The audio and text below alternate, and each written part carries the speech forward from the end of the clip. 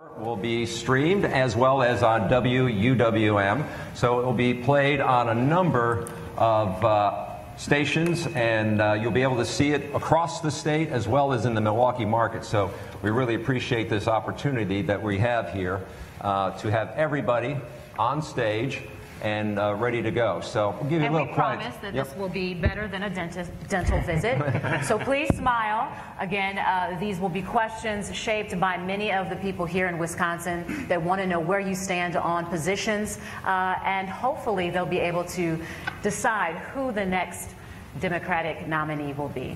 And I know for a lot of voters out there, it might be the first chance they have to hear you kind of speak at length in a forum like this. So I think we and everyone in the audience and everyone tuning in on radio and TV are really looking forward to this. Thank you.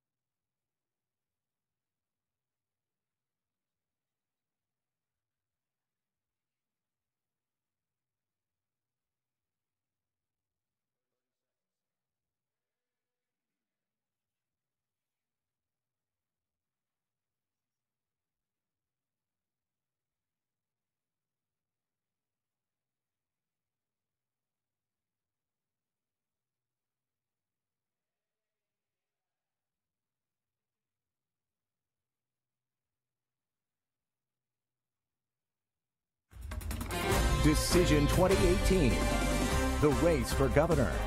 Tonight, the Democrats debate.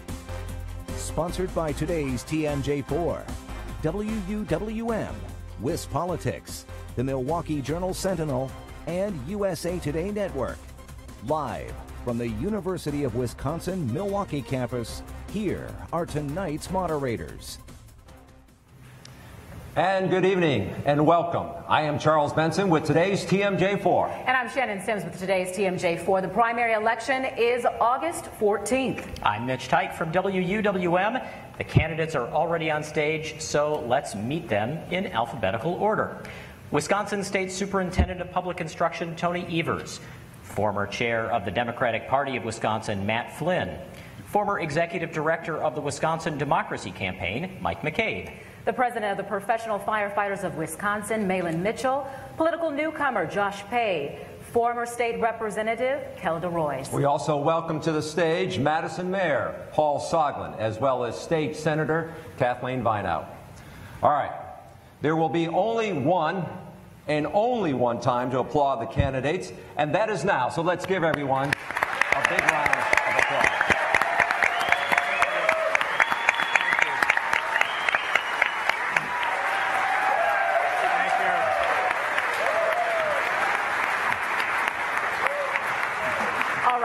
These are the the rules for tonight. Candidates will have 60 seconds to respond to a question. There will be 30 seconds for any follow-up. And if candidates run over their time limit, you will hear.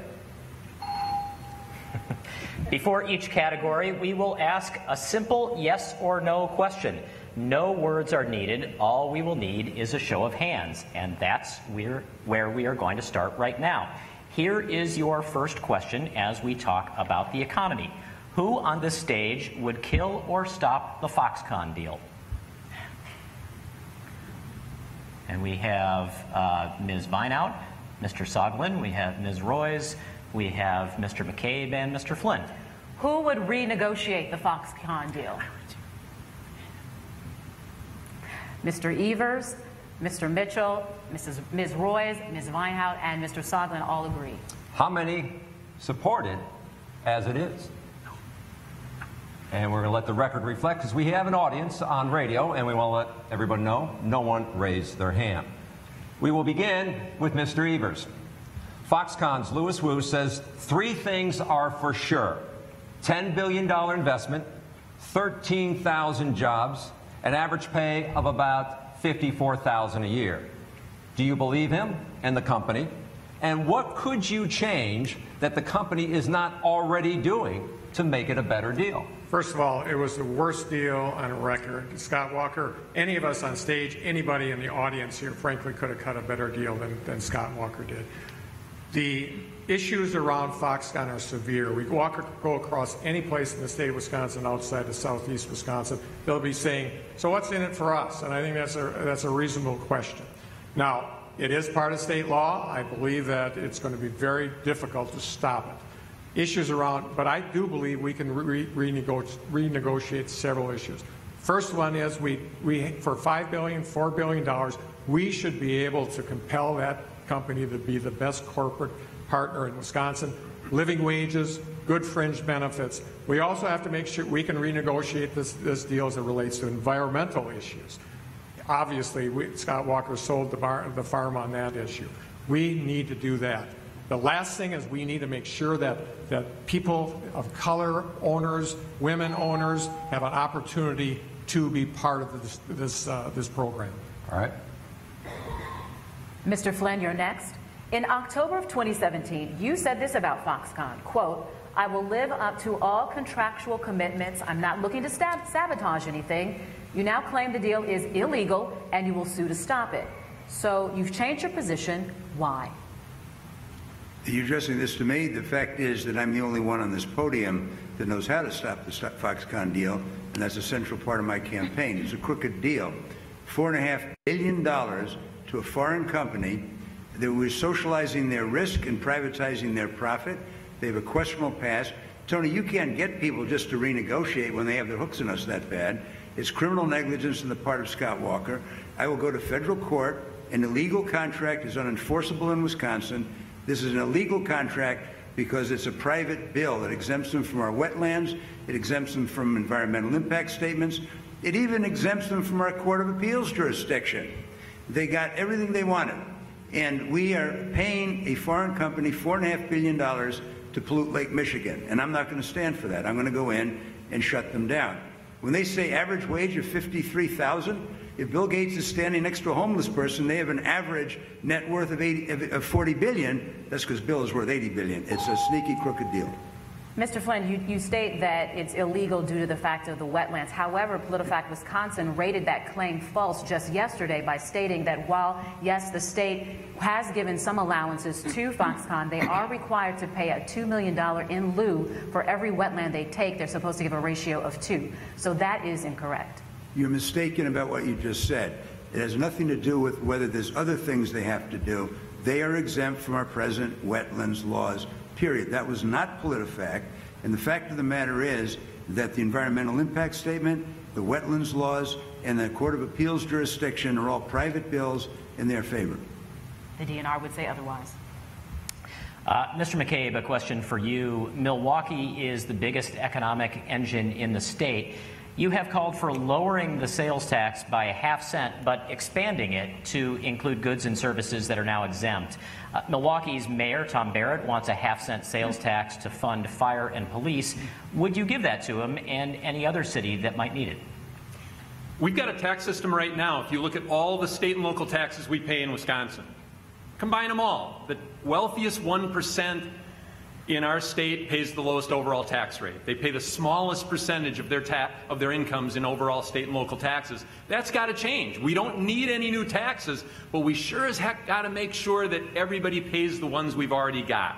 And so it's not a matter of raising tax rates. It's about making sure that everybody is paying the taxes that we have, and they aren't able to escape taxation by exploiting loopholes and exemptions in the law. So, yeah, I think we can actually slightly lower our state sales tax, giving a tax break for regular working people, but close loopholes that can make sure that the wealthiest in our state pay their fair share. That's my approach. I want to make sure that all of us pay our fair share in taxes in Wisconsin. So just to clarify, if the mayor of Milwaukee or any other city came to you and said, I'd like you to support a ½ cent sales tax to fund fire and police, you would say, no, but we're going to close these other loopholes. There are already opportunities to have a local sales tax for counties. I'm simply saying the state sales tax, which I would have control over as governor, can be lowered a little bit from 5% to 4.5%, but making sure that the sales tax base is expanded by closing loopholes that the wealthiest in our society are currently exploiting to escape taxation. That's wrong. That's got to stop. Thank you. Mr. Mitchell. Yes. As more companies locate outside of city centers, the issue of how to get employees to and from work becomes more pressing. How should the state balance the need for more roads and the need for mass transit?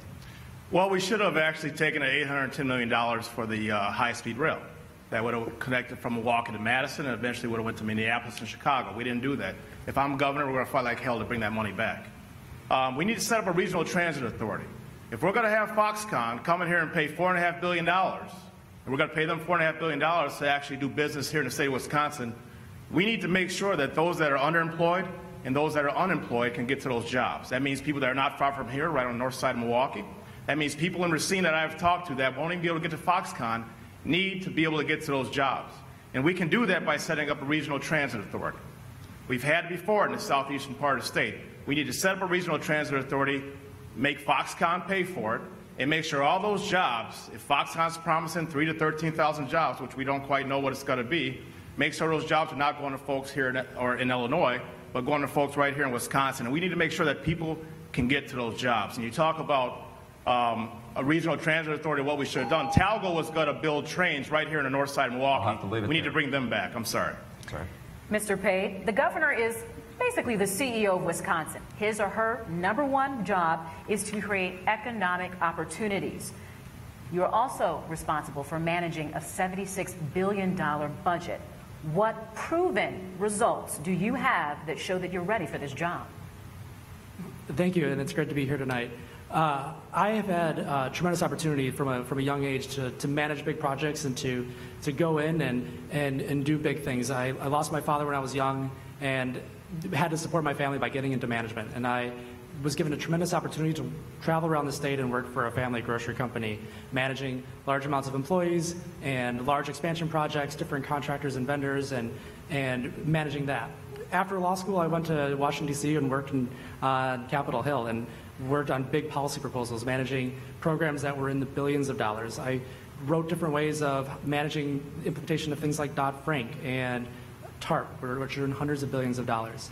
And finally, just working in the private sector and working in public advocacy across the United States and across the world, frankly, I was able to understand how to manage different policies and procedures and how to bring in talent from all different areas in order to achieve the results that we need to achieve. The governor, like you said, as a chief executive, needs to set the large goal and bring the people together to make it happen. All right, thank you, Mr. Pade. I'm going to follow up on that if I can. But why governor? Why see governor as an entry-level position as opposed to a lower elected office? So for me, I don't see it as an entry-level position. I'm not a career politician. I don't see going to run for governor as going from a linear track of government service. I see it as someone who's had a tremendous experience of living throughout the state of Wisconsin, and as governor, being able to listen and understand the needs of all of our different communities. We're talking about Foxconn, which is a tremendous impact on southeastern Wisconsin, the southeastern Wisconsin economy. How can we connect what's going on in southeastern Wisconsin to northwestern Wisconsin, to northeastern Wisconsin? We need a governor who has a vision to make that happen. Question now for Ms. Roys. Welcome. A recent study by the Urban Manufacturing Alliance showed that a majority of the manufacturers in the city of Milwaukee have 10 or fewer employees. How should the state weigh the needs of a few large employers versus the needs of many small employers? Thank you for the question, and thank you for having us this evening. I'm a small business owner, and we know that small businesses are really the true job creators. They're the engine of our economy. They create the vast majority of net new jobs in any economy. For the last 3 years, Wisconsin has been dead last in creating new businesses. I think it is essential that we have a governor who has a long-term plan for economic development that includes sectors like manufacturing that are so core and critical to Wisconsin's economy. As a small business owner myself, I know that by supporting small businesses, we are going to put our state in the very best position to create jobs that can actually support a family. There are a lot of politicians who want to give our money away in big corporate welfare deals like Foxconn. But ultimately, we can't pay companies to create jobs. We have to make investments that are going to yield not just family-supporting jobs, but companies that are actually going to grow in Wisconsin, companies like mine and thousands of other companies across the state. Well, does that mean that the state should not necessarily pursue the large employers, the Foxconns out there? No, absolutely not. As a business owner, I want Wisconsin to be the very best place to grow a business. I think we're a great place to do business. And I welcome any company, large or small, who wants to start here or grow here, whether it's a family farmer or somebody opening a Main Street cafe or somebody with an innovative tech idea. As long as you pay your taxes and follow our laws, we welcome you and we want to make you thrive. Thanks. Mr. Soglin.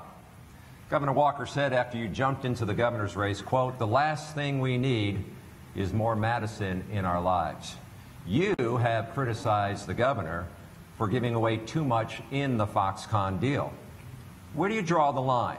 What is fair and reasonable to subsidize new jobs? Let me start out by outlining the fact that there's 3 stages to solving a problem. There is describing the problem, there is offering a solution, and then there's implementation. Now, we can have several standards. For example, I recently negotiated an agreement in Madison where the employer is going to provide a $15 an hour minimum wage for every employee, health insurance, and a pension. We're doing it through a jobs-creating TIF, and that is going to be a public commitment of $6,000 per employee. We should recover that within 4 or 5 years. Now, if you go to the SBA, they have a recommendation that for deals like Foxconn, $50,000 is the maximum for a manufacturing job. We're looking at what is minimally $350,000. The governor does not know what he's doing. We'd like to know what he was smoking when he negotiated this deal. In China, they're laughing at us. All right, well, if you had put $15,000 on the table for Foxconn, you would have lost that deal. And there's nothing wrong with that because, as other candidates here have pointed out, the creation of great quality jobs comes from small businesses. It does not come, and states suffer terribly when they get into a race to the bottom, handing out these hundreds of millions, billions of dollars in public money where we take the risk and they take the profit. They are laughing at us in China. All right, Mrs. Vinehout. The Milwaukee Bucks will phase in a $15 minimum wage for service sector workers in the new arena by 2023 as part of a good faith effort to win over public funding for that arena. What would you set as a living wage across the state as governor? I would say that $15 an hour is a great place to start. We need to index the living wage to inflation. And if you think about the history of Wisconsin, We have a very long history in having a living wage. We weren't the first, but we were one of the first states to develop a living wage way back in 1913. And although it was tied up in the Supreme Court for several decades, eventually we created our own council, and that living wage was reevaluated by the council to make sure it actually matched the costs that folks have to live. And when I think about what I was pushed as governor, I would bring back that council and I would put in place $15 an hour, phase it in, follow some of the other states around us. For example, Minnesota did. Saw a booming economy in Minnesota. When you think about people that are at the minimum wage, they spend everything they have, which spurs our economy. All right, so just to be correct, you like the model by what the Bucks are doing and could see a phase into $15? Yes. All right. Let's move on to justice reform. Again, this will be a yes or just a hand-raised question. Governor Doyle started an early release program to reduce prison population. When Governor Walker took office, he ended it. How many of you would support an early release program? Unanimous. Everyone agrees. Okay, we are now going to move right to left. So Ms. Vinehout, this question is for you. One way to reduce prison population is through treatment, alternative, and diversion programs for nonviolent offenders. You want taxpayers to fully fund TAD programs. How much are we talking about, and where would this money come from? Thank you for asking. I have written 4 alternatives to the governor's budget, and in each of them, I have fully funded the treatment, alternatives, and diversion program. The answer to your question is $20 million right now to fully fund it, and it would come from a variety of sources. And just one small example of the things I haven't bought in the alternative budget to the governor was the roughly $22 million in the budget to wealthy folks who put their kids to private schools and can write that off on their income tax. So that's a specific example. This is a hugely successful program. Recently, one of the county supervisors in my home county in Buffalo County told me about a man picked up for a 2nd or 3rd OWI. And when the drug counselor asked him, why do you drink a quart of vodka a day? He said, because my teeth hurt. And the drug counselor got him to a dentist. They pulled all his teeth. He got antibiotics, and now he is sober. All right. Mr. Soglin, the role of childhood trauma or toxic stress in a child's life has been linked to a host of problems later on, from dropping out of school to addiction issues, even to cancer. What steps would you take to reduce Wisconsin's high rate of childhood trauma? Well, first of all, let's recognize that there are 5 critical areas that are essential if we are going to have healthy communities, sustainable families. Housing first, transportation, quality health care. We have to address quality child care and, of course, education. Now, we've come to understand that trauma, violence, is actually a matter of health. It is to be treated like a disease. And so there are a number of steps that we can take. The first thing we do is we don't turn our back on federal funds that are available for our health system. The second thing we do is we set up access to public health facilities throughout the state of Wisconsin. Part of the problem is not just Affordable Care Act not being accessible, but it is also the cost of health, which is a deterrent to so many families within our state. Community health centers that have public and private support is the answer. Thank you. Ms. Roys. Attorney General Brad Schimel, who is running for re-election, is calling your goal of cutting prison population in half, quote, irresponsible, misleading, and potential threat to public safety. Department of Corrections says 67% of the 23,000 in prison are violent offenders. How can you cut the prison population if more than half are violent offenders? Charles, the real threat to public safety is the backlog of untested rape kits that our Attorney General Brad Schimel has sat on as he prints commemorative coins to help pat himself on the back. We need our criminal justice system to accomplish 2 main aims: public safety and just punishment. Right now, we're spending an ocean of money. It is bankrupting us morally and financially, and it is accomplishing neither of those aims. As governor, I will look to our neighboring state of Minnesota. They incarcerate fewer than half as many people as we do, and yet they're no more dangerous. In fact, they're actually investing in public safety. We can do that. There are people sitting in prison for decades who were sentenced under previous regimes by judges who sentenced them taking into consideration that they would be let out and paroled. Now, Governor Walker has refused to do his responsible duty as governor and has just let people languish in prison. That means we are making ourselves less safe when they finally do come out. So give me an idea. What kind of violent offenders would you release? It's not about who we're releasing. It's about making sure that people receive just punishment for their crime, but that we're giving them the tools to actually be successfully reintegrated once they come out of prison. Most of the people who are sitting in prison are there for crimes that in other states, they might be getting much shorter sentences for. But if they're sitting in prison for decades, we're spending money that we're not actually getting back. We have to set people up for success with safe housing, with a job when they come out, and with counseling to help them with substance use disorder.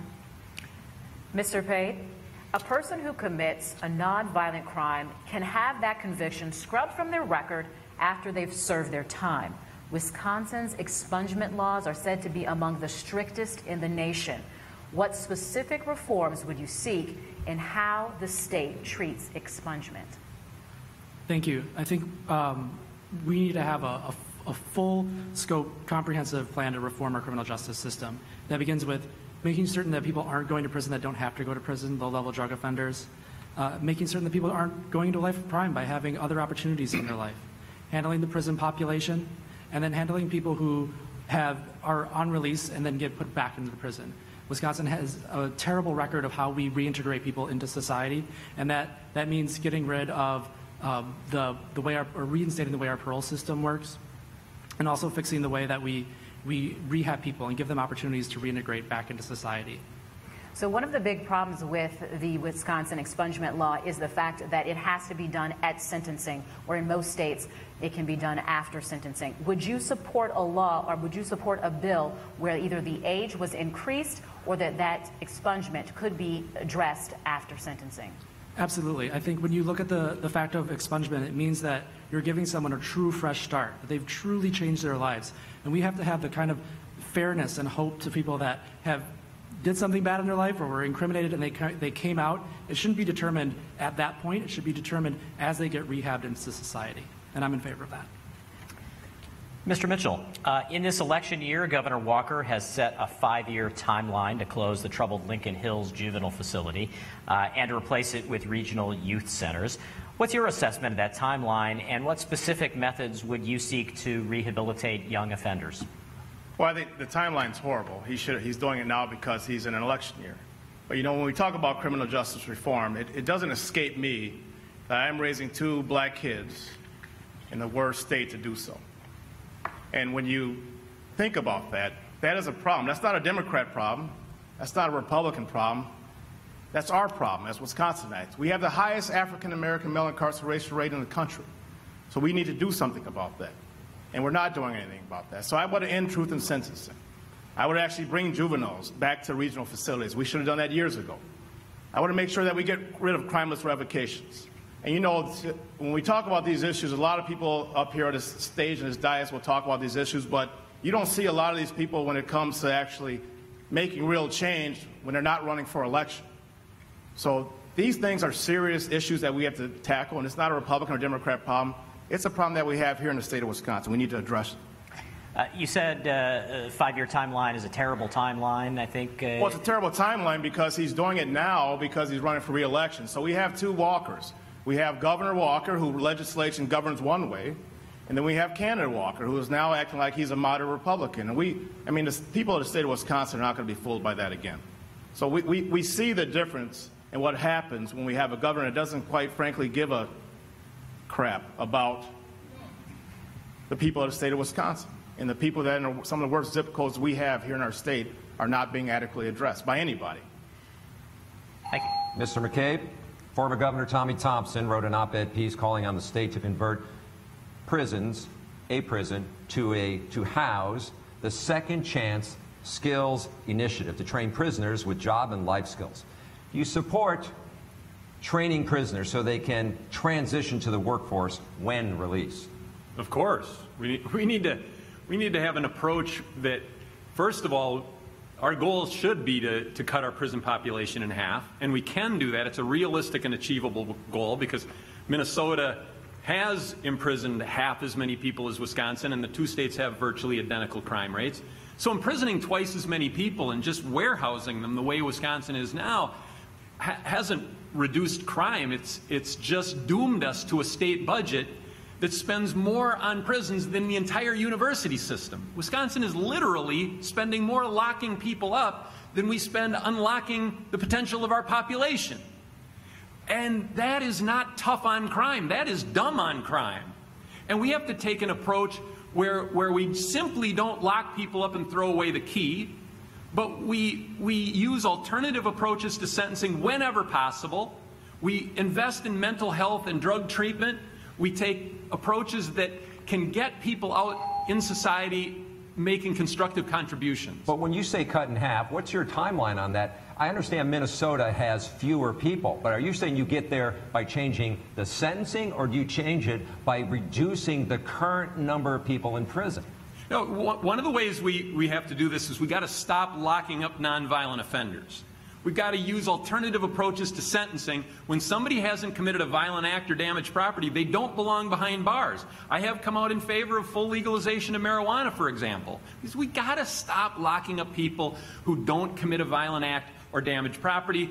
And then we've got to take all these other steps, like eliminating crimeless parole revocation. We've got to bring back a sensible pardon policy. We've got to take steps that will get us a lower prison population so that we can invest in the empowerment of our citizenry.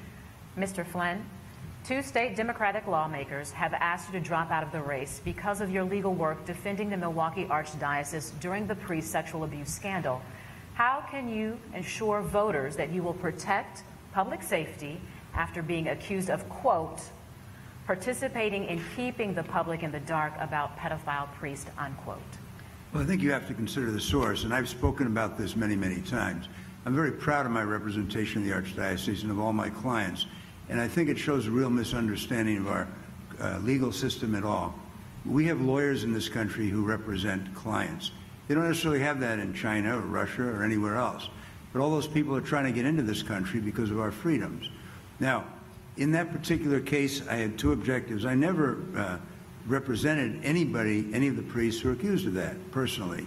Some people have said that I had, and it's false. What these 2 lawmakers did is regurgitate Republican lies that had started back in October, and both of them are part of an elite in the Democratic Party, just like there's an elite in the Republican Party. I'm going to take on both elites. When I'm the governor of this state, there's no elite in this state, Republican or Democrat, that's going to run the state or run this governor. And what happened was we cleaned it up. We gave settlements to the victims. It was a terrible thing that happened to them. And also, we put into effect procedures so it never happened again. The elites are on notice for me. What if you had been asked to defend a priest who was accused of this? Would you have taken up that case? Well, that's hypothetical. I had a great teacher once who said to me, Matt, never answer a question in the subjunctive mood. And so I'll decline this time. The truth is, I very rarely turn down any client because I think people are entitled to defense, but I was not asked to do that, and it was not something I had to face. I will say that Quarles & Brady, my law firm, is one of the great law firms in the country. I have an AV rating from Martindale-Hubbell for competence and ethics, so is my firm, and people like to come to us for good, honest, ethical defense. Mr. Evers, appreciate your waiting through all of these questions. Great listening. The multiracial interfaith organization MICA launched a campaign in 2011 to cut the state prison population by half, from 22,000 to 11,000. It now sits at 23,000. Do you support that original goal, and how would you balance reducing the prison population and protecting public safety? Absolutely, and that's a goal that's worth accomplishing. This isn't about being soft on crime. I know that's what Attorney General Schimmel is trying to make this about. It's being smart on crime and diversions, making sure that people that haven't committed violent crimes are put into diversion programs, making sure that people that are arrested for drug issues get into drug court. We have to stop incarcerating people for nonviolent crimes. That's the bottom line. And This is a pretty easy one, to be honest with you. All we have to do is look at some red states across this country. I'll use Texas as an example. For gosh sakes, who would think I'd be talking about something good that's happening there? But they've closed prisons, and every dollar that they have put into rehabilitation has saved $9. You talk about what the cost, how we save money, or how we get money for this. We start rehabilitating people instead of incarcerating people. I think that's a critical issue that we need to look at. Would you support compassionate release for those who are incarcerated, who have committed nonviolent drug crimes, but are sick and ailing in our prison system? Yeah, that is, the Milwaukee Journal Sentinel has talked about that a lot. You think about the expense of putting someone that absolutely is not going to commit any kind of crime once they leave the prison system. Having them outside of the prison system being taken care of is critically important. It's good for them, but frankly, it's going to save us money. Incarcerating people that are on their last legs is not where we should be in this state. Well, this is the point in the debate where we now turn the questions over to you. Our candidates will have a chance to ask the candidate next to them a question. You'll have 15 seconds to ask the question and 60 seconds to respond to a question. So, Mr. Evers, you get to ask Mr. Flynn your favorite question. My favorite question is this, Matt, and we just talked about it. I believe the people of the state of Wisconsin want to be assured that they're treated with respect if they disagree with you.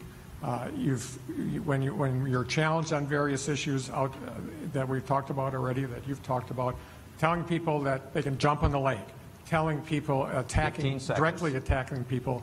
So the question is, can the people of Wisconsin count on you to treat them with respect? Nobody in this panel has served in the military except me, so I'm going to tell you this real quick. The people that have attacked me from the elite in the Democratic Party, our enemy is Act 10, corrupt government and poisoned water. A soldier or a sailor does not frag his general or his admiral from behind. When they do that, the general and the admiral has to turn to them, and this is not a nice response. It's don't do it. And that was my response. I'm a very affable guy, and anybody has some ideas to say to me, I'm happy to answer them. But I will not tolerate, in a Democratic Party, I was the chairman, people fragging their commanding officers from behind. That's what happened. I've said this to the Republican Party as well, that you're alluding to the jump in the lake policy. Usually you leave no fingerprints, so it's very nice that you're as candid as you are right now. Here's what it is. Let's be blunt. When the Republicans hit me on Act 10, I said, you jump in the lake. When these two drive-by artists over in Madison, jump in the lake. All right. You get to now ask Mr. Evers a question. Try to keep it to 15 seconds. Thank you. Here we go. You and I have a friendly disagreement on an issue. I will kill the Foxconn deal. You don't think it can be killed. I have substantial litigation experience. You have no commercial litigation experience. Isn't it true that what you were doing is simply repeating what you were told by somebody else? No. It's obvious what the issues are. The issues are it's a horrible deal. The issues are we have to make sure that given this horrible deal, what can we do best for the people of Wisconsin? And that includes making sure that minority owners and women owners and apprentices have an opportunity for a good paying job. That's what it's about, making sure that we take care of the environmental issues that they're left to do. We do have control over these people. It's not like we're going to give them, we're giving them way too much money, and it's going to impact our budget. But the bottom line is we have to have a plan B. I can't sit up here and tell the people of Wisconsin, by the way, this isn't going to happen. We're already there, and we have to make sure, since we're already there, that the people of Wisconsin are treated fairly and that we don't make the same mistake again. Thank you. Mr. McCabe, you now have the privilege of asking Mr. Mitchell a question. Be easy now, be easy. Mahlon, one of our major differences is that I'm not taking any single donation over $200, even though state law says that candidates for governor can take as much as $20,000 from an individual or $86,000 from a special interest group's political action committee. My question is, would you support updating our state conflict of interest law that's in Wisconsin's ethics code to disqualify elected officials from taking any action benefiting donors who've given over $1,000 to an elected official or spent over that much or more on advertising benefiting that elected official? Well, that's a loaded question, and if we're talking about campaign finance reform, I am in total agreement with you that we need to restructure our campaign finance laws, because there are too many lobbyists, there are too many special interests that are getting a seat at the table, and I can tell you that the majority of the 5.7 million people in the state do not have a lobbyist, and they have no special interest, and they're hurting. So there's no doubt in my mind that we need to totally reform our campaign finance laws. We had the Government Accountability Board. The current administration has got rid of that. Now we have the Ethics Commission, but the Government Accountability Board was actually there to oversee elections, and they have now gotten away from that. We used to be a state that had clean government and clean elections, and if I'm your governor, I'm going to make sure we get back to that. All right, Mr. Mitchell, you have 15 seconds to ask him a question. So, Mike, I actually had 3 questions. Only one. I only get one? So we're doing a statewide Badger beer tour, where we're actually getting around the entire state. We're in Hudson, we're in Rhinelander, we're in Merrill, we're in Superior, all across this state. And you talk about the rural areas a lot, which are great, and we're there, and I actually believe that those in rural areas have a lot of the same things in common as every Wisconsinite in the state. I'm trying to bring people together. Please, the question, please. I was talking about myself for a little bit here. You were. The question. How do you intend to bring the state together and actually have an urban-rural divide? But that's not my question. My question is, what is your favorite beer? My favorite beer is Spotted Cow. All right. But I've had the blessing of being able. I've had the blessing of being able to live out in the country and also in the city. I've straddled those two worlds, and I'll tell you, for all the talk of the rural-urban divide, we've got more in common. Rural and urban people got more in common than we've been told. Yeah. And you know, I grew up on a dairy farm. I come from a farming background. That shaped me. But I'll tell you this: when I go out to rural areas, one of the things I say is that we cannot be successful as a state if our biggest city, the engine of our economy, is struggling or failing. Mm-hmm. Now, so many people have demonized Milwaukee, and so many people have tried to divide and conquer rural and urban people. We've got to go out to rural areas and say Milwaukee's got to succeed if Wisconsin's going to succeed, and likewise, rural Wisconsin's got to succeed if Wisconsin's going to be what it has the potential to be. We'll leave it at that. McCabe. Mr. Pade, it is up to you to ask a question of 15 seconds or less to Ms. Roys. Thank you. Ms. Roys, you've been such an advocate for women's rights, and I have been surprised at how little that has been asked of us as candidates. Oh, thank you. So you have some great ideas and great proposals, things that I agree with, and I think things that need to be a priority for the next governor. So I want to give you the minute to talk about what we can do for women in Wisconsin. Thank you so much for the question. I've been a champion for women's rights throughout my whole career. I'm a mom and a stepmom of 4 girls, and I cannot believe the type of peril that we are facing right now, where it looks like my daughters might have fewer rights than my mother and my grandmother. We have a President Trump who is hell-bent on appointing an anti-choice justice that will provide the 5th vote on our Supreme Court to overturn Roe versus Wade. And a lot of people don't realize that in Wisconsin right now on the books, we have a criminal abortion ban that criminalizes women and doctors and makes abortion illegal. As governor, I will continue to work to overturn that cruel law, but I've also pledged that I will pardon anyone charged under that law. We are not going to let our daughters go back to a time when abortion was illegal and a crime and women could not get the health care they need. And Ms. Roys, your turn to ask Mr. Pade a question. Thank you. So Josh, Mr. Pade, excuse me, in 2010, I had the privilege of being in the State Assembly and in the leadership as we helped to fight against Act 10. Senator Vinehout was in the Senate, and she left the state so that we would have a time to hear from Wisconsin families how they were going to be negatively affected. Question, please. Question is, when working families across Wisconsin had their economic security on the line, how did you help stand up for us all in that fight? Thank you. You know, I have families and friends who are teachers across the state of Wisconsin, and it was extremely frustrating to be sitting in a law library studying half the country away while this was happening.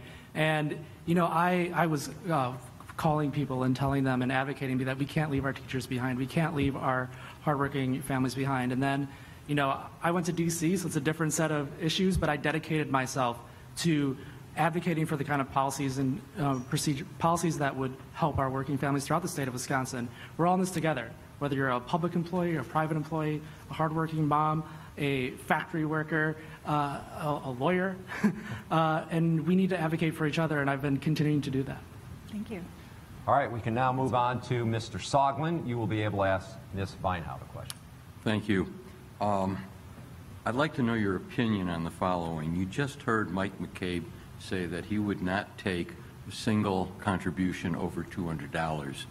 But it's my understanding that he would take multiple contributions from the same individual of $200, 5 $200 contributions for 1,000. That's a very different perspective. How do you feel about that? Well, I think with campaign finance, it's extremely important that we have disclosure. And right now, Mr. McCabe has to disclose all of his donations, and anybody can add them up and figure out who gave him money. Unfortunately, that disclosure was taken away for something we call dark money, which is money going into issue advocacy groups. When I was in the Senate, we passed a law to take the veil off of those groups. Unfortunately, it didn't get through the whole process. It did pass the Senate. I think we need to bring back that law, because right now, the amount of money that the candidates are getting is small compared to the amount of money that's being spent by these groups that no one knows who's donating to them. Ms. Vinehout, you now have an opportunity to ask Mr. Soglin a question. Thanks. As you know, I come from beautiful Buffalo County in western Wisconsin. It was a part of the state, as many parts of the state, that didn't turn out much in 2016 like we needed to. Let's say that you are the Democratic nominee to go up against Scott Walker. How would you, as the mayor of Madison, convince the folks in my neighborhood that they need to vote for you versus staying home or voting for the, God forbid, voting for the governor? Well, first of all, let me say that when I asked Sarah Soglin what she thought of my running for governor, the first words out of her mouth was, "You can do it, but you better win." And so I went about doing a poll, not one of these push-pull polls, not a name identification poll, but a poll that set up the framework of what a campaign would look like. And we asked the tough questions, the kind of things that Scott Walker would say about me in particular. For example, that I was an opponent to the war in Vietnam when I was in college. He'd raise up the question of my age. He'd raise up the question of the fact that I gave the key to the city to Fidel Castro. And he would call me a tax and spend liberal. And we found in that poll that the voters approved statewide with a majority. So I think the important thing is to get out there, campaign, listen to the people of the state. Thank you, Mr. Soglin. Thank you, all candidates. All right, so we're now going to turn to education, and our next quick question by a show of hands. How many on this panel would support free tuition for in-state students to attend two-year colleges or technical schools? I see every hand except for Mr. Evers. So the first question, we are again going from right to left. This is a question for Ms. Vinehout. Tuition at state universities is currently frozen. If you are elected governor, how would you balance the cost of a public education with the cost of hiring and retaining top-notch faculty? Right now, the university has been devastated, and many professors are being poached by other universities. What has happened is that the governor has hit the university twice by freezing tuition and by making very deep cuts in the state aid.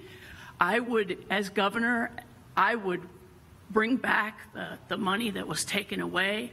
I would put $100 million into needs-based financial aid. I also have a bill that would fully fund the free tuition for two-year and tech colleges, for the two-year UW campuses. We must also lift up the professors and the work that's being done. We need to bring back tenure to the statutes. We need to bring back shared governance, and the legislature must respect and honor, as well as the governor, must respect and honor the work of the professors and the work of the UW. The UW is the engine that drives our state, and we must invest in the UW for our state to do well. Thank you. Mr. Soglin. Wisconsin has a housing authority to help first-time home buyers with low-cost loans. Do you support Democratic efforts to create a separate authority to help the hundreds of thousands of state students who might want to refinance at a lower rate? You're asking if we're going to support refinancing their student loans? And creating a separate authority to do that. I'm not sure that a separate authority is necessary. WIDA, which existed long before Scott Walker came into office, was a very functional and outstanding agency. It continues to be probably the best agency under his administration since he's taken office. Now, he's combined it with the Economic Development Authority, which everyone knows is a headache and doesn't function. So I would suggest that what we do, and what I would do as governor, is I would go in there, I would meet with the staff, the career people, the people who know what they're doing. And those are the folks you should listen to in terms of organizational structure. We also have to deal with the culture of the organization. We also have to do with the technical skills of the people. But I'm not going to make a commitment now as to whether or not I would do a reorganization. No, I'm asking, I'm sorry, if to refinance loans. The question is about refinancing loans and whether you would establish a separate authority for that. How would you go about? I'm saying I would want to look at the present structure of the organization and decide what is the best thing to do. I'm sorry, I mean, we've got a very difficult, challenging situation with that authority right now, particularly the bad parts of it in terms of economic development. We just had a loan that was written up in the papers today, $1.5 million just gone from another one of Scott Walker's bad deals. No, I would want to be in there. I'd want to speak and listen to the people who are in charge of that function of government. Ms. Roys, you have said after 27 years that the Choice Voucher School program has failed us, and you would end it. Explain, though, what you would say to the parents of 27,000 children here in Milwaukee who no longer would have that option. Well, those 27,000 children would have the option. They would continue their education. We cannot allow students who are currently in those voucher schools to have their education disrupted. They can complete it up until the time that school ends. That's the only responsible way to address it. But we should not be allowing new voucher students to be entering those schools, and we have to be responsible stewards of taxpayer dollars. I'm the product of public schools. My kids are in public school, and I believe that public dollars are for public education, period. We need to invest in our public education system. And the problem with privatization is that it takes the resources out of the public schools, and the kids who are remaining in public schools who didn't get cherry-picked out for their backpack full of cash are still left there. If we want Wisconsin to succeed economically, we've got to invest in our kids, and that means our public education system. So if I understand you correctly, if you could eliminate it, you would, but you would allow the children to finish through the school year and no new voucher program applicants? No, not the school year, throughout their schooling. So if they're in elementary school, 5th grade. If they're in high school, they can graduate. We are going to not disrupt anyone or take anybody out of school. That's the responsible way to do it. We can't disrupt families, but we also have to stop sending our public taxpayer dollars to these private, unaccountable black box schools. Mr. Pade, several Midwest states give tax deductions or tax credits to parents who send their kids to private schools. In 2013, Governor Walker gave families the option to deduct up to $10,000. What would that program look like, or would it end under a Pade administration? Thank you. Education is extremely important to me. I wasn't given the opportunity to have a traditional education growing up, so the value of having a public education is the fabric of our society, and it's the core of what Wisconsin needs to restore. specifically towards the tax credits. You know, I come from, my grandparents were, Italian Catholics, and my aunts and uncles all went to St. Joe's High School in Kenosha. So offering a tax credit for people that want to keep that tradition alive, I think, is something that should be preserved. I think we need to look and ensure that we're not doing it at the expense of public education. Mr. Mitchell. Yeah. You have something in common with Governor Walker. You both. We have great hair. You both graduated from Delavan High School. This year, the Delavan School Board decided to close an elementary school and cut teachers after voters decided against raising taxes. If you're governor, where do schools go if they need more money? Well, first of all, Charles, I will tell you, you are right. Me and Scott Walker did attend the same high school. He's 10 years older than I am, but we obviously took some different classes and learned some different lessons. But I will tell you, under a Mitchell administration, we will pass a constitutional amendment that will actually fully fund public education once and for all. So we don't have to keep going back to referendums. I actually got to go back to my alma mater, Delavan High School. Scott Walker was there the year prior, so maybe Walworth County's changing. We'll see. But I got to actually go and talk to my high school, and 2 questions I got were from kids who were talking about the referendum. Having schools have to pass a referendum just to pay for operational costs is no way for us to take care of our kids. I have 2 kids. I have a son, a freshman in high school, and a daughter that's a sophomore in UW Oshkosh. Our greatest chance for our future is our children, so we have to fully fund it. So I will pass a constitutional amendment to make sure we fully fund our education once and for all. All right. Under that Constitution, would you then eliminate the option for schools to go to a referendum? No, I would not. I would actually restore.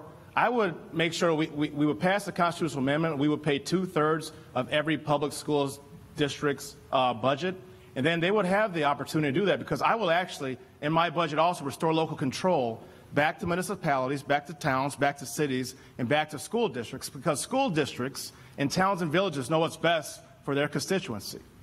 The local elected officials have a job to do. They're elected to actually take care of their local people. So I would actually restore back. School referendum stays in place then? Certainly.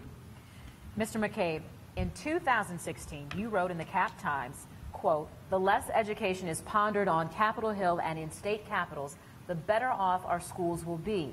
Are you advocating for school boards that they should take on their own budgets and that the state should stay out the way?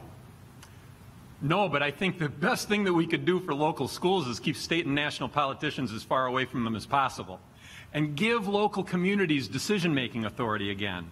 Since 2011, over 130 laws have been made in Wisconsin taking away local decision-making authority on a breathtaking range of issues.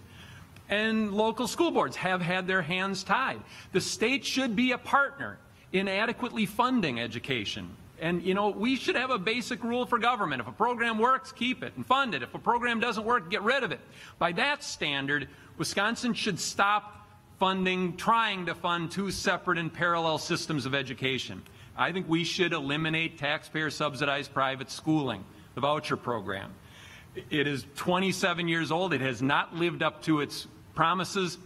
It has not done what it was supposed to do. So let's reinvest our resources in our community schools, but give those community schools the freedom to make some decisions again. Thank you. Mr. Flynn, the Arena Elementary School in rural Iowa County closed in May because it does not have enough students or money. Despite a bump in school aid from Governor Scott Walker, how would you balance school funding for shrinking rural schools and the growing needs of city schools? Right. In the rural areas in this state, there are shrinking populations and there are shrinking school populations. At the same time, a school, particularly a high school, can be the identity of a community. So somebody whom I respect a great deal, Maury Andrews, who probably knows about as much as school funding and school issues as anybody in the state, came up with an interesting idea, and that is that school districts can join and consolidate for certain services, busing, business administration, that kind of thing, but still keep their separate identities with various athletic teams and so on. So I'm very conscious of keeping the identities of small communities in this state, but we're going to have to revise the funding formula, first of all. Secondly, I think the state is going to have to directly fund certain things, like special education. If a youngster's family moves into a district who needs a great deal of services, that can just bust the budget of a local school district, and that isn't fair. That should be overridden and taken by the state. Thank you. Mr. Evers, you'll have the final question here. You and Governor Walker pledged to work together to improve reading proficiency among Wisconsin students. Reading test scores have not improved. They've gone down in spite of this bipartisan consensus. What's gone wrong? I have to answer my no question first quickly. You asked me about higher education funding. I believe students should have some skin in the game. Any student that is so impoverished that they can't afford to go to college, of course they're going to get some grants. But the bottom line is I think there should be some skin in the game for kids going to college. And I think that impacts directly our independent and private colleges in the state. If we go tuition free statewide in the public sector, the Northlands of this world, the Silver Lakes of this world will go away. So the question you talked about was the Read to Lead effort. That effort had very few, frankly, recommendations around it. It was about a test that we would give to teachers before they enter the profession. That test, the legislature took that away, so that was no longer an issue. The issue around reading is an issue around equitable funding in the state of Wisconsin. I'm sorry to do that, but you didn't give me a chance to answer my no question. Thank you, Mr. Evers. You bet. The live television portion of tonight's debate has come to an end. But the conversation does not stop here. We have another half hour on the radio and online where the candidates will answer questions that you have submitted. You can also listen at WUWM 89.7 FM or watch the live stream on the Today's TMJ4 Facebook page and at TMJ4.com.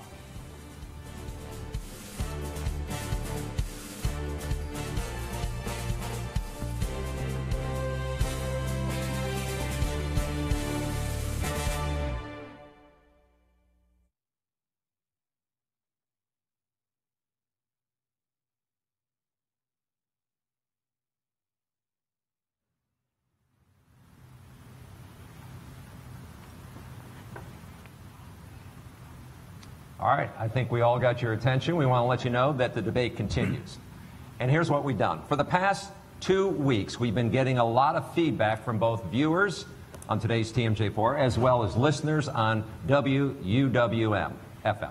They've been sharing their questions of what they would like us to ask you. And so we will pull a name from this bag, and then the viewer question, will be posed to that person. So the first question is for... It's a grab bag.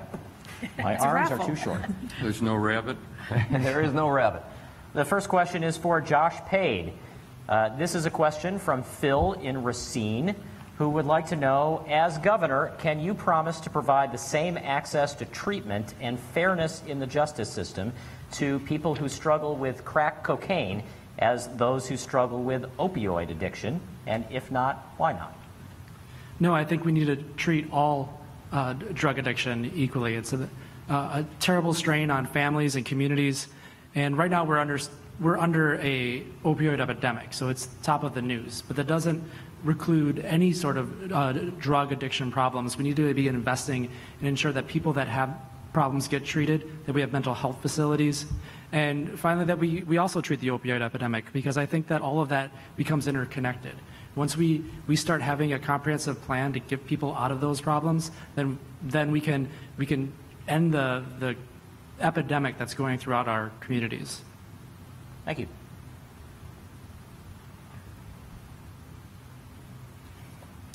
Mahlon Mitchell, your question.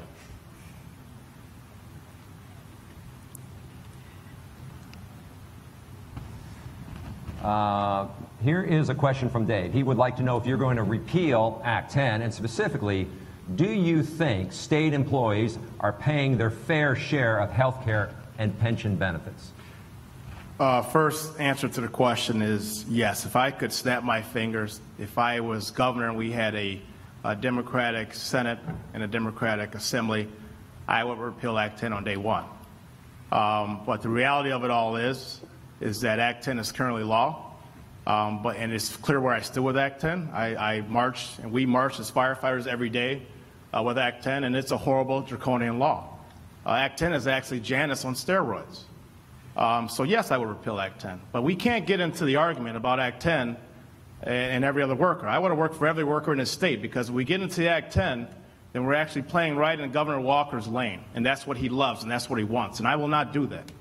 But the second part of your question is, are state workers paying their fair share? Well, yes, state workers are, as well as local workers are, because collective bargaining is about coming to the table and sitting with your employer and talking about hours, wages, and working conditions. And in lieu of raises, a lot of times, state workers, many times, actually in lieu of raises, actually did not get raises because they wanted health care to stay the same. So yes, they're paying their fair share. Matter of fact, they're paying twice and they're paying double what they should pay right now. So you want to eliminate, if you can, you want to give them collective bargaining rights back again. So, but on the table, do you think that they would be required to pay their share of pension and health care? Well, the law is that they already are required. They are now. And I'll tell you, as being a firefighter and being the president of the Professional Firefighters of Wisconsin, 98, not close to 100% of us are paying into the pension and into the health care when we are not required to do so. So most of us are already paying into our pension benefits, and majority of us are already paying a 10% share for our premiums. So what Scott Walker did with Act 10, it wasn't about money. It wasn't about filling a budget loophole. It was about him trying to cripple his political enemies, or any political enemies he may have. And it was just basically an attack on working families, and we got to end that. All right, I will pull the next name from our grab bag.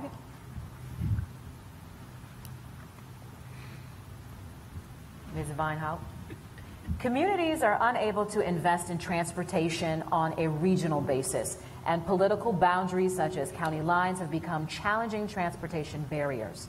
One long identified solution has been the formation of regional transportation authorities, RTAs, bodies that allow communities to coordinate and raise money to invest in transportation. Will you support legislation that enables RTAs and gives more local control of transportation to our communities? This is from Barbara in Elm Grove. Yes, not only will I support it, I introduced it. It was passed in the 2009 budget. We had a whole bunch of people in Eau Claire that spent 18 months planning the RTA, and the governor repealed it in 2011, and I reintroduced the bills to make it law. So I strongly support local transit communities coming together to form a regional transit authority. It needs to be done. It needs to be done all across the state. Thank you, Ms. Vinehout. All right, I'm going to draw another name here.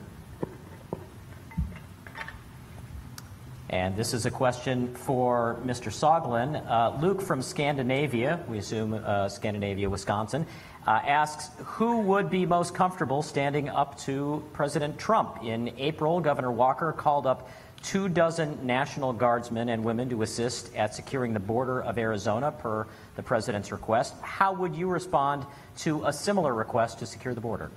Well, first of all, I would not allow President Trump to, in effect, nationalize our guards and send them out of state. That's the first thing. But more important than that, we've got a situation now, and I want to go and talk about milk prices for a moment and how that fits in with Scott Walker and our state and the economy. Scott Walker decided that he needed to set a record for milk production in this state, and so he provided financial incentive for some farmers. Sure enough, we did set a record for milk production in the state, and Scott Walker's got his new badge, and the farmers, of course, are going bankrupt because Scott Walker didn't understand the principles that 12-year-olds understand, which is the laws of supply and demand. So we've already got record milk producer bankruptcies in the western half of the state. Then comes the tariff wars. And if that wasn't enough, it's Harley-Davidson. It's the cheese industry. All right, so it's you've milk. moved on to another question, but the question is pretty important there. You are the governor. If the governor is asked to call upon to help in a situation to secure the border, are you going to let that happen? I'm going to tell him to go talk to Governor Christie. It's not going to happen on my watch in the state of Wisconsin. We have more important things to do, and we are not aligning this state with Donald Trump, whether it's tariffs, whether it's milk production, or it's dealing with immigration, because we are not sharing those values of hate and distrust and divisiveness that Donald Trump, with the compliance of Scott Walker, brings to this country. All right, we're going into the grab bag one more time here, and I'm going to pull up a name, and we have Ms. Roys. So the question for you is, recently, Governor Walker chose to give a surplus in the state budget back to a select group of taxpayers through the use of a child tax credit. Given a similar situation, how would you elect to deal with the surplus? This is from Jason from Franklin. Well, it would be great to have a budget surplus. We haven't had one in 8 years. I think we need to start making the investments in Wisconsin's future that every person in the state knows we really need to. We've got to make sure Wisconsin is a place where every person has access to affordable health care and where people can afford their prescription drugs. We've got to start investing in our kids, our K-12 public education system, but also early childhood education system, making child care more affordable. We've got to make sure that people can afford to go to college, and that those of us who have already earned a degree in higher ed can refinance our student loan debt so we can go on to buy a house, buy a car, have our own kids save for retirement. There are so many investments that we can make in Wisconsin's future to help this state move forward and become a place where everyone has the opportunity to succeed. As governor, I'm going to make sure I'm prioritizing these things to help make Wisconsin be a place of opportunity and fairness again, where every family can thrive. I was going to ask, you are the parent of children. Did you elect to take that tax credit? No, we did not. And I talked to a lot of families who did. And I understand that, you know, $100 can go a long way for a lot of families. We've had a pretty seriously shrinking middle class in the state. And that's all the more reason why we have to make these investments to help working families in our state succeed. And as governor, I'm going to do a lot more than hand out a $100 election year gimmick to families across the state. I'm going to make the investments that we all know we need, whether it's in our schools, our roads, or our health care system. I will pull another name. Matt Flynn. Mr. Flynn, will you do everything in your power to legalize cannabis, marijuana, and facilitate ethical implementation of a cannabis market in Wisconsin? This is from Sawyer in Milwaukee. The answer is yes. I was perhaps the first, certainly one of the first, to advocate the full legalization of cannabis for recreational and medicinal purposes, tax it and regulate it for people over 21 for a very simple reason. We've got to stop mass incarceration. It has a disparate impact in two areas: in rural areas where people may not have the money to hire a lawyer, and in urban areas, and has a terrible racial impact. I will also pardon anybody in this state who is convicted or serving time for a possession nonviolent offense. And I have a message for judges out there, cowboy judges, who think they like to give large sentences or sentences for nonviolent crimes like this, and is this: if you convict them at 10 in the morning, I will pardon them at 2 in the afternoon. Don't waste my time. Don't waste your time. The fact is, I'm going to be a strong governor, and if it's legal in Colorado, it's crazy to put people in jail in Wisconsin. Let me follow that up with, then what would you do with the tax revenue built in from that new revenue source? I would add that tax revenue to the $4.5 billion I'm going to get back from Foxconn. You see what I'm saying? The $1 billion in Medicaid money he turned down, the $800 million in train money. I'm going to repair our roads. I'm going to restore the University of Wisconsin to full funding with much lower fully funded tuition. I'm going to fund our public schools. There are 20 school districts in the state that have no foreign language programs. We are going to put it into education and roads and health care.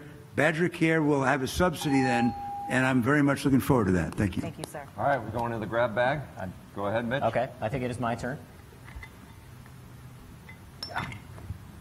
Mike McCabe.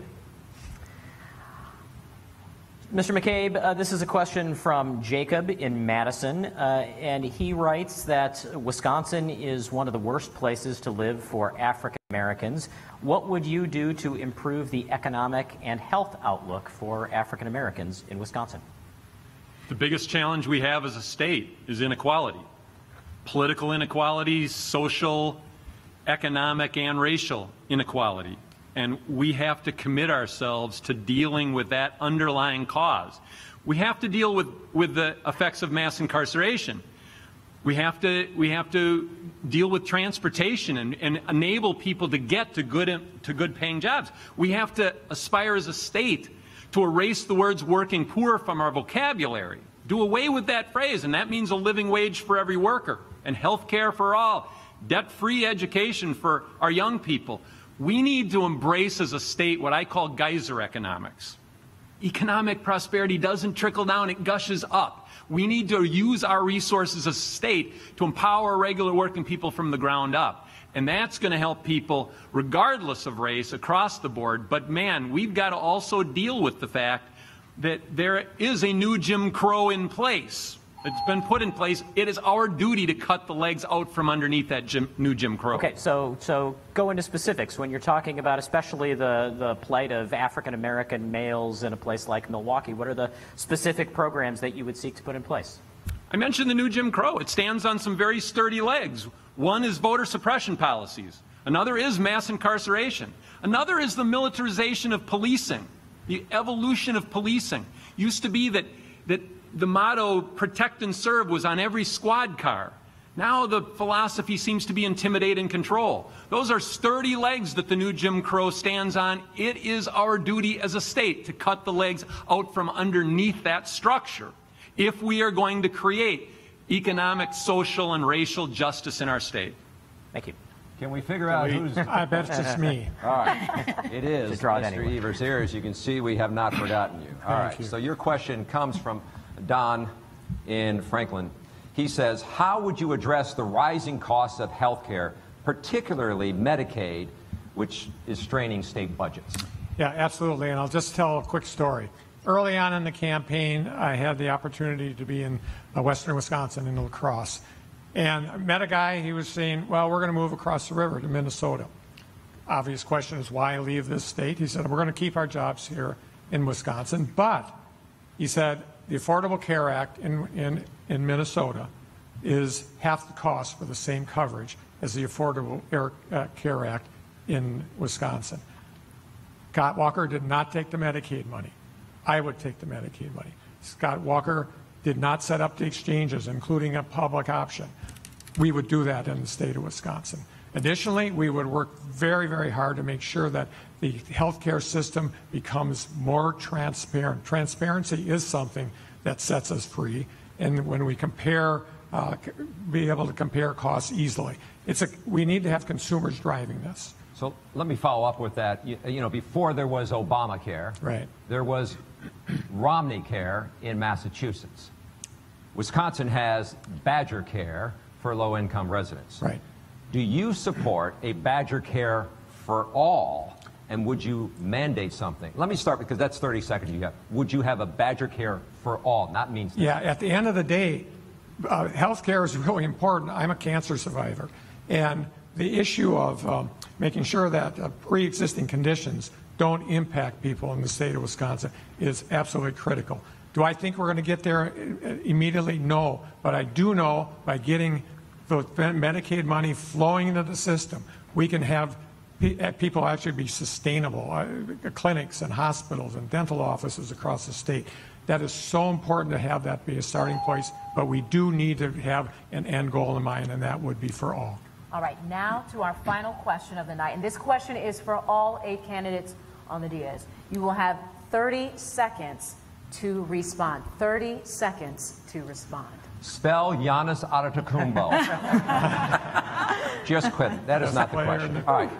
I think I got that one. Since 1986, only one Democrat, Jim Doyle, has been elected governor. Republicans have won 7 out of 9 elections. Do you promise to support the Democratic nominee? And if so, specifically, how would you help him or her get elected? You have 30 seconds. Ms. Vinehout. Well, thank you. Yes, absolutely. Democrats need to win. Our future of a state is at stake right now. I would help the same way that I helped after the 2012 campaign when I lost in the election to Tom Barrett, and I worked with Mr. Barrett to help in western Wisconsin to bring the vote, because whoever wins statewide is going to have to win in western Wisconsin. And we're going to need a candidate who can appeal to that part of the state and bring people to the polls. Mr. Soglin. Well, we've been asked that question repeatedly over the last year. All of us, with one exception, which is Mike McCabe, have consistently said yes. And I want to make it clear that my support is unequivocal. I'm not going to ask or condition my support on anything. I will support that candidate. I will support that candidate, and I will provide voter support lists that I've got. I will go anywhere and whenever I can be helpful to that candidate. Ms. Roys? Enthusiastically, yes. My kids' future is on the line. All of our kids' future is on the line. You know, recent polling shows that over 70% of our voters are enthusiastic about the idea of electing our first woman governor. And I'm going to work my heart out to make sure that we can win this election. We're not going to win it by talking about all the failures of the last 8 years. We're going to win it with our positive, optimistic vision for Wisconsin's future and building a state where all of us have the opportunity to thrive. That's what I've done in this campaign, and I will do that for the nominee. Mr. Pade, your response. Yes, I will support whoever the nominee is, and you know, I think if we win, it's because I was nominated. But more importantly, when you look at the military or in the private sector, when something doesn't work, you do an after action. You understand why isn't this working and how can we do it different.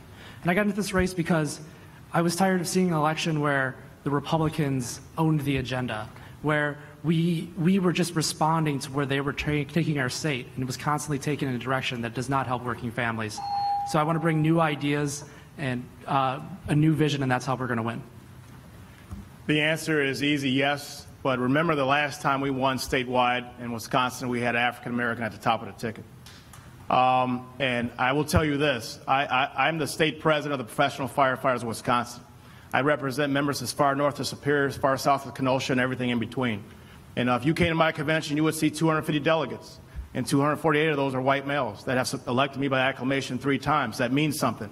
I have a plan to bring 50,000 more African Americans in our state out to vote. That's how we win a general election.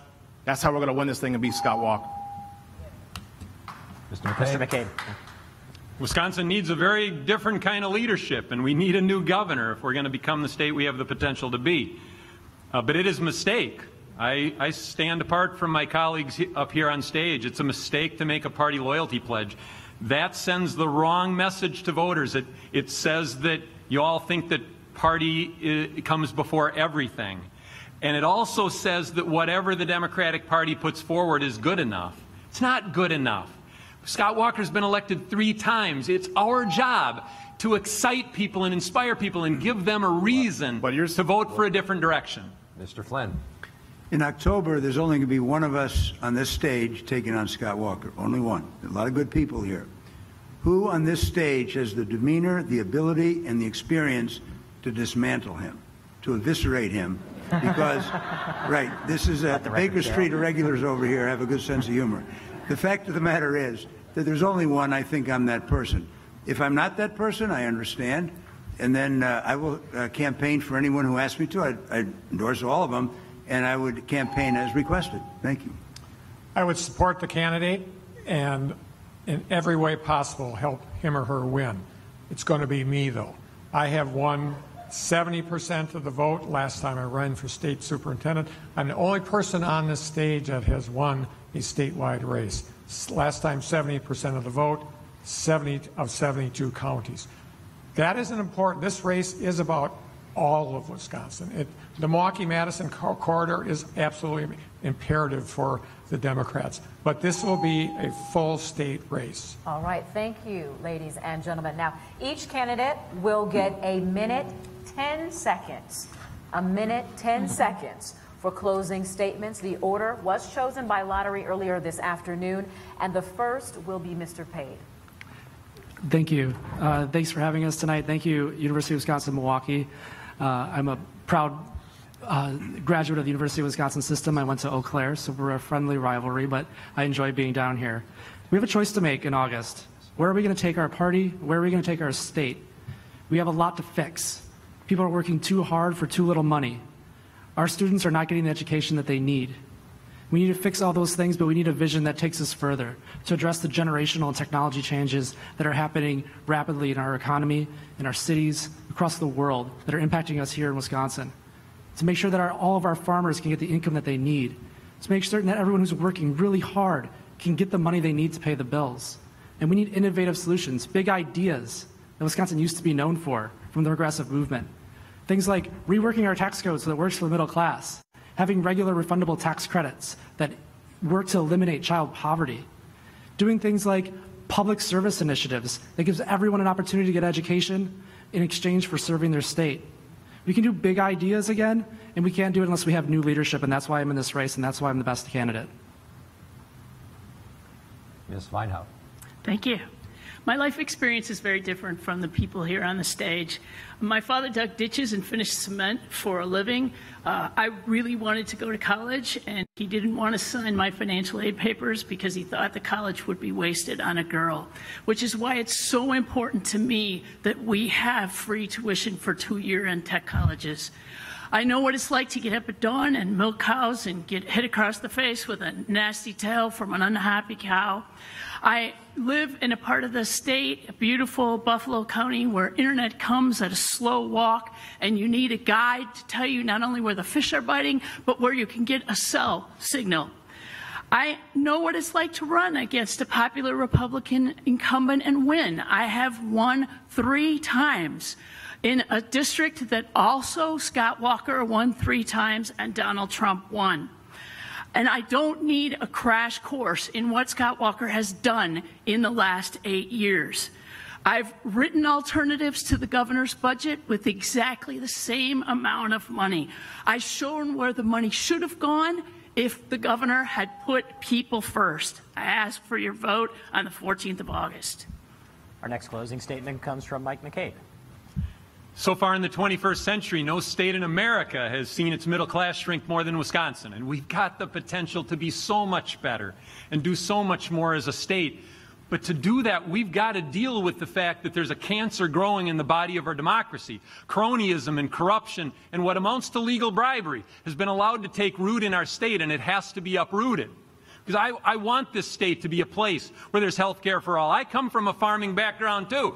And I was 22 years old before I was first covered by health insurance because our family chose to forego it in order to keep our farm profitable. But I'll tell you this, we're not going to get good health care from a sick political system. And we're not going to get living wages from a dying democracy. And we're not going to get clean air and clean water from a dirty politics. And we're not going to get anything more than thoughts and prayers after each new mass shooting, as long as elected officials are paid to take no other action. We've got to deal with that cancer in the body of our democracy, cut it out for this state to become what it has the potential to be. Thank you, Mr. McCabe. No Ms. applause, Roys? please. Thank you. We have 8 good people on this stage. But I have a track record of actually turning our big ideas and our progressive values into real results. When I was the executive director of NARAL Pro-Choice Wisconsin, I helped to pass the first pro-choice legislation in this state in 30 years through an anti-choice Republican assembly. So I know how to reach across the aisle and get things done for working families in Wisconsin. I also helped expand health care to over 80,000 Wisconsinites when I was in the assembly as the vice chair of the Committee on Health. We need somebody with that kind of commitment. I helped make Wisconsin a leader in banning BPA, a toxic chemical in children's products. So much so that California looked and said, hey, we better get on the boat because look what Wisconsin's doing. We can do that again. We can be a leader in addressing climate change and clean energy. We can be the education state again, and we can make sure every Wisconsinite is covered by health insurance. Let's do it together. I ask for your vote on August 14th to make Wisconsin a place of opportunity again. Thank you. Mr. Soglin. Well, we've got a challenge in front of us, and it is Scott Walker. It is a backwards view of the state of Wisconsin. We need a candidate for the Democratic Party who not only can describe the problem and recommend solutions, but has actually governed a $300 million operating and capital budget, knows how to balance a budget and to make the tough decisions about law enforcement and community services, knows when asked the question, what are you going to do about disparity in the state of Wisconsin, how we are going to change the public education system, how we're going to deal with out-of-school time where children are 2/3 of their waking hours, not in the classroom, but given other opportunities to learn. We're going to have the opportunity to reverse the way tax credits are used. Instead of putting them into Foxconn, putting them into affordable housing. Someone has to do this who has had the experience and knows the state of Wisconsin and is visible. Thank you. Right on cue. Mr. Flynn. I'm running for governor because, very simply, I'm not going to stand by and watch our democracy destroyed. In Washington, D.C., Donald Trump is betraying us to Vladimir Putin and the Russians for bribery and blackmail. And in Madison, Scott Walker has betrayed us to his donors. We used to be known for honest government, clean water, and high wages. And today we're known around the country for corrupt government, dirty water, and low wages. And I'm going to change that. When I served in the Navy, I defended our country. When I served as a lawyer, I defended my clients. And when I serve as governor, I will defend you. And the ship that I was stationed on had sailors from Mississippi and New York, from Alabama, California, Wisconsin, Arkansas, Wyoming. We were shipmates. There was no north-south divide. There was no urban-rural divide. We stood watch together. We worked together. We went on liberty together. We were shipmates. Everybody in this room is my shipmate. Everybody in the state is my shipmate. And if you put this Navy vet in the governor's chair, I will turn the ship in the right direction. Thank you. Mr. Mitchell. We have a term in the fire service that's called all hands working. It means that everyone is working together to solve a problem. Just recently, 2 days ago, actually, we lost a firefighter in Sun Prairie. He's not in my association. He's not one of my members. But you know what? When I got the call that we lost a brother in the line of duty, I didn't ask, was he a friend of Scott Walker, or what was his political affiliation? I didn't say, well, is he a union member? I said, no, we're going to send resources on Sun Prairie, and that's what we did. We have a shared enemy in this state. It is the division that Scott Walker has created. And we are better than that as a state of Wisconsin. We can do better. That's why in my campaign, I've brought coalitions together of people that don't normally think like us, people that don't normally see eye to eye. I don't just go into great town hall meetings or Democratic Party functions and everyone's doing this and snapping. No, I go in the belly of the beast and talk to people that we need to vote for us. That's why in our campaign, we brought everything to the table, everything it takes to win, money, marbles, and chalk, everything it takes to play. And we have to go out there and win this thing against Scott Walker November 6th, and I'm the candidate to do it. Mr. Evers. I think the state of Wisconsin is blessed to have great candidates like you see in front of me. The issues between us are pretty small. I mean, we're all Democrats, for gosh sakes. You would think that we'd be pretty similar on the issues. This campaign is about defeating Scott Walker. He came in office saying, we're going to divide and conquer, and that's exactly what he did. I have won statewide. I'm the only candidate that has won statewide. Additionally, I have lived all across the state of Wisconsin. I began my career as a teacher in Toma and a principal. I've worked in Oakfield and the Fox Valley. That's an important part of the state. That's where 40% of the vote comes from. Those things are critical to winning this race. Additionally, I have actually run things. I've been in charge of schools, school districts, regional agencies, and now I'm in charge of an agency that's responsible for 860,000 kids and the 100,000 adults that serve them. I will start on day one. No assembly required. All right. Thank you. On behalf of my co-moderators, I want to say thank you and good night. Thank you. Thank you very much. Good job.